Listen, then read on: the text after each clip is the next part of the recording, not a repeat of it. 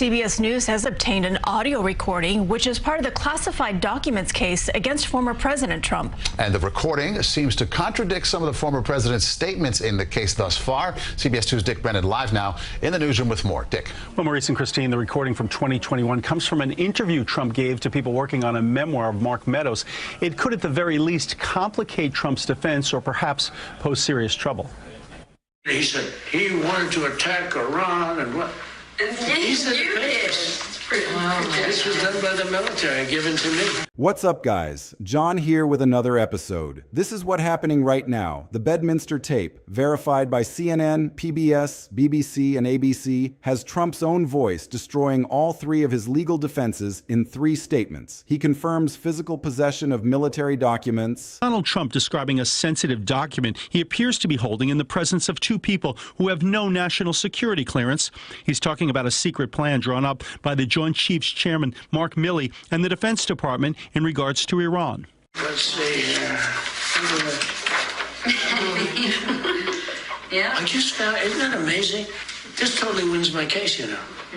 Except it is like highly confidential. Acknowledges they're classified and admits he no longer has declassification authority as a former president. His own words eliminated every escape route. These are the papers. This was done by the military, given to me. That is the former president acknowledging physical possession of a specific military document. Statement 2. It is like highly confidential secret.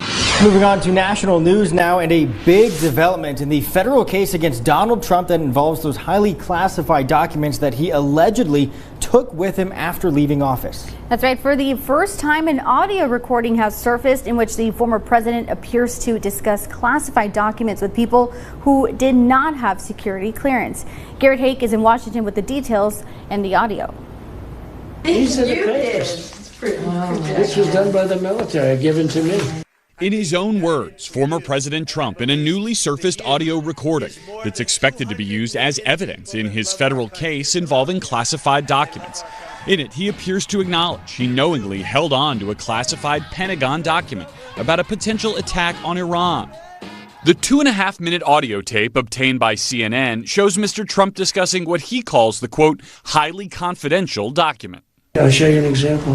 He said that I wanted to. That is him acknowledging he knew exactly how classified that document was. Statement 3. As president, I could have declassified, but now I cannot. That is him acknowledging that as a former president, he no longer has the authority to change that classification status. Do you see what just happened there? Physical possession, classification awareness, loss of declassification power. 3 statements, 3 defenses destroyed, all in his own voice, all captured on tape that has been obtained by CNN, confirmed by PBS, reported by the BBC, and documented in the ABC News special counsel timeline. This is not a source claiming someone heard something. This is not an anonymous official leaking a summary. This is actual audio, actual words, actual admissions. And here is where this story takes an even more dramatic turn. The response from the former president to this lethal recording is not to explain it, not to rebut it, not to offer any innocent interpretation of what he meant. The response is to attack the judge and attack the prosecutor, to call the special counsel deranged and out to murder him, to paint the entire prosecution as political persecution rather than addressing the simple, undeniable fact that his own voice is on tape, destroying his own defenses. Stay with me, because what we are witnessing is a legal and political earthquake. And I am going to break down exactly why this recording is so devastating, exactly how it eliminates every escape route, and exactly what the pattern of attacking judges instead of addressing evidence tells us about what is really happening behind the scenes. Let me start by laying out the complete picture of why the Bedminster recording is such a nightmare for the defense.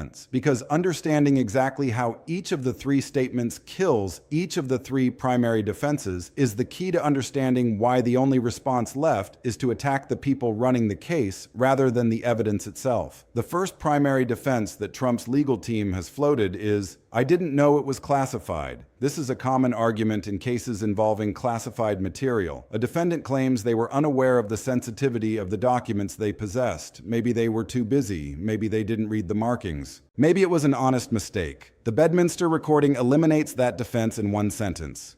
It is like highly confidential secret. Those words, spoken by the former president himself while holding the document and discussing it, are the most direct and personal acknowledgement of classification status you could possibly imagine. A person who describes a document as highly confidential secret cannot credibly turn around and claim they had no idea the document was classified. The tape eliminates that escape route completely. The second primary defense is, I had declassification authority and everything was declassified before I left office. This argument has been floating around for months. The idea that as president, he had the power to declassify anything, and that he somehow exercised that power in a blanket fashion before leaving the White House, rendering all documents in his possession unclassified and therefore not subject to the laws governing classified material. The Bedminster recording eliminates that defense with devastating precision. As president, I could have declassified, but now I cannot. That statement, made after he left office, is an explicit acknowledgement that he no longer has declassification authority. More importantly, the way he phrases it, could have as president, but cannot now, implicitly acknowledges that he did not declassify the document while he had the power to do so. Because if he had declassified it, he wouldn't be saying he could have declassified it. He would be saying he did declassify it. The tape eliminates that escape route completely. The third primary defense is, there was no classified document. These were personal records. I didn't even have anything sensitive. This argument tries to avoid the entire classification question by denying that any classified material existed in the first place. The Bedminster recording eliminates that defense with the first sentence out of his mouth. These are the papers. This was done by the military given to me. He identifies the document as military material. He says it was given to him by the military. He refers to it as the papers, as if he is holding them and knows exactly what they are. That is physical possession. That is acknowledgement of military origin. That is the most direct possible refutation of any claim that the document was just a personal souvenir or that no classified material existed. 3 defenses, 3 statements, all in his own voice, all eliminated in the same conversation. That is why the special counsel, Jack Smith, called this recording critical evidence in the formal federal indictment. Not helpful evidence, not relevant evidence, critical, because it single-handedly takes away every argument the defense might have made. Now let me take you inside what the special counsel actually said about this recording, because the language Smith used is very specific and very telling. In the indictment, Smith wrote that the recording is critical evidence that Trump knowingly retained national defense information and lied about it, showing he understood the document was still classified.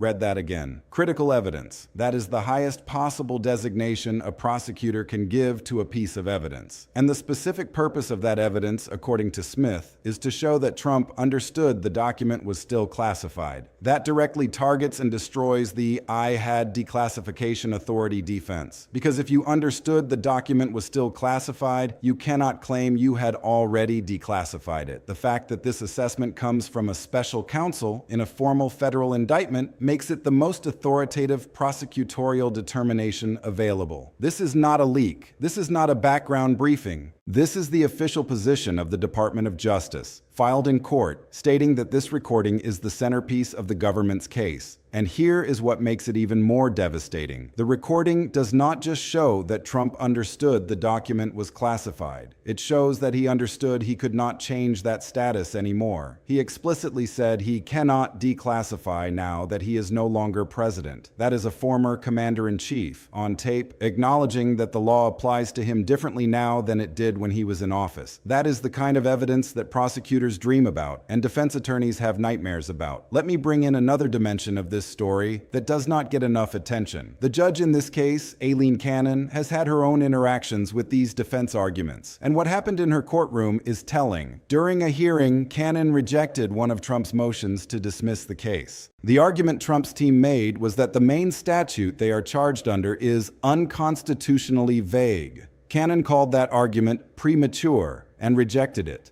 But more importantly, she appeared skeptical of the argument that the Presidential Records Act allows a former president to treat highly classified documents as personal souvenirs. She specifically pushed back on the idea that classified war plans could be considered personal records just because a president took them. Think about what that means. The judge herself is expressing skepticism about the core defense theory. She is signaling that she does not buy the argument that the Presidential Records Act creates some kind of loophole for classified documents. And that skepticism matters because the Bedminster recording directly contradicts that defense. When Trump says on tape that the document is highly confidential secret, he is acknowledging that it is not a personal souvenir. It is a classified government document. But here is where the story gets even more interesting. After Cannon expressed that skepticism and rejected the dismissal motion, the special counsel filed something remarkable. Smith filed an accusation that Cannon was working from an unstated and fundamentally flawed legal premise by entertaining jury instruction scenarios that essentially wrote Trump's after-the-fact excuses into the law. Let me translate that for you. Smith is saying that Judge Cannon is considering giving the jury instructions that would incorporate Trump's own excuses as if they were legitimate legal defenses. And Smith is arguing that this is fundamentally wrong. That is an extraordinary thing for a prosecutor to say about a federal judge. It is sharp. It is aggressive. It is a signal that the special counsel believes the judge is being too accommodating to defense theories that have no basis in law. So you have Judge Cannon skeptical of the personal souvenir defense, but also entertaining jury instructions that might help the defense. You have Jack Smith accusing her of working from a fundamentally flawed premise. And you have the Bedminster recording sitting in the middle of all of it, waiting to be played for a jury, containing Trump's own voice destroying his own defenses. That is the battlefield. That is where this case stands. Now let me show you the pattern that should terrify anyone who cares about accountability, because the response to this lethal recording has not been to explain it. It has not been to offer an innocent interpretation. The response has been to attack. Trump has gone on television and on social media and called Jack Smith deranged. He has said Smith is out to murder him. He has framed the entire prosecution as political persecution. And here is what is so revealing about that.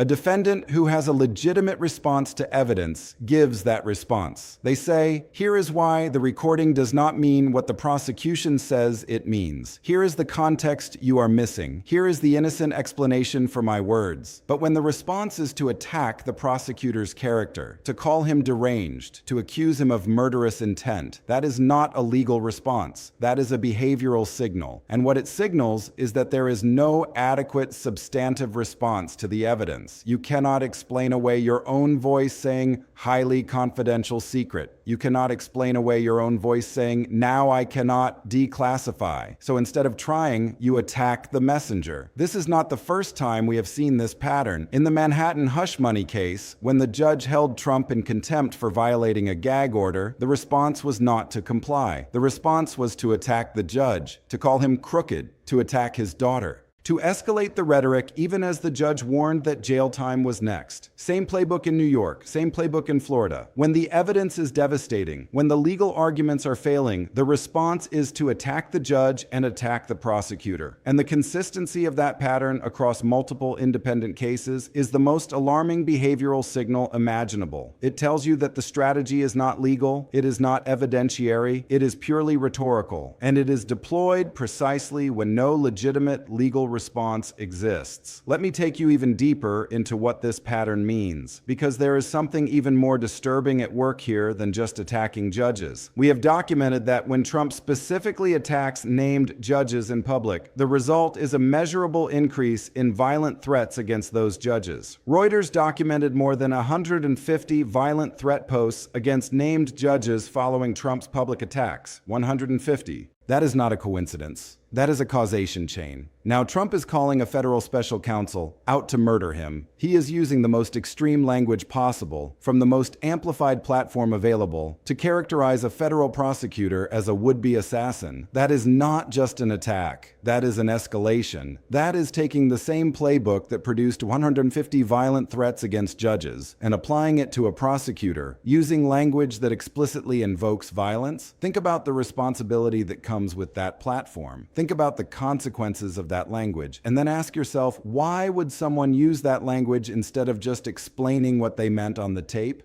The answer is uncomfortable but clear, because there is no explanation that helps them, because the tape is as devastating as it sounds, because the only move left is to try to blow up the entire process rather than engage with the evidence. Now let me bring this all home with 4 clear points that you need to carry with you. These are the takeaways that matter most for understanding where this case stands and where it is going. The Bedminster recording contains 3 specific statements that together eliminate the 3 primary defenses. These are the papers, this was done by the military given to me, eliminates the claim that there was no classified document. It is like highly confidential secret, eliminates the claim that Trump did not know it was classified. As president, I could have declassified, but now I cannot. Eliminates the claim that he had already declassified everything. 3 statements, 3 defenses, eliminated simultaneously in one conversation. That is why the special counsel called it critical evidence. The judicial context matters. Judge Cannon rejected the unconstitutionally vague dismissal motion. She expressed skepticism about the personal souvenir defense. But she also entertained jury instruction scenarios that the special counsel called fundamentally flawed. The tension between the judge and the prosecutor is real, and the Bedminster recording is going to be at the center of that tension when this case moves toward trial. The same playbook across cases is the most significant behavioral signal we have, attacking Judge Merchan in New York instead of addressing the gag order violations, attacking Judge Cannon and Jack Smith in Florida instead of addressing the Bedminster recording. Same pattern, same response. Systematic confirmation that no adequate substantive response to the evidence exists. Here's what you need to watch going forward. Watch the classified documents proceedings for any indication that Judge Cannon's skepticism about the personal souvenir defense hardens into formal judicial rejection. Watch for any additional Smith filings that escalate the sharpness of his challenge to what he sees as judicial accommodation of untenable defenses. Watch the attack pattern for any escalation beyond out to murder into even more extreme language. And watch for any immunity determinations that might incorporate the Bedminster recording into the analysis of which conduct receives no protection and is therefore most directly available for prosecution. Let me leave you with the absolute bottom line. The Bedminster recording, obtained by CNN, confirmed by PBS, reported by the BBC, and documented in the ABC News Special Counsel timeline, captures the former president in his own voice saying 3 things that destroy his own defenses: physical possession, classification awareness, loss of declassification authority, all on tape, all undeniable. Jack Smith called it critical evidence in a formal federal indictment. Judge Cannon rejected dismissal motions and expressed skepticism about the personal souvenir defense. Smith then filed a sharp accusation that Cannon was working from a fundamentally flawed premise, and the response from the former president was not to address the recording, but to call the special counsel deranged and out to murder him. The same playbook deployed in Manhattan and Florida, attacking judges and prosecutors instead of addressing devastating evidence. The same pattern across multiple cases. The same refusal to engage with the substance of what is on that tape. This is what it looks like when the most damaging piece of evidence in a national security criminal case sits in the official record, waiting for a jury to hear it, and the only response available is to attack the people running the case. This is what it looks like when your own voice is the prosecution's best witness.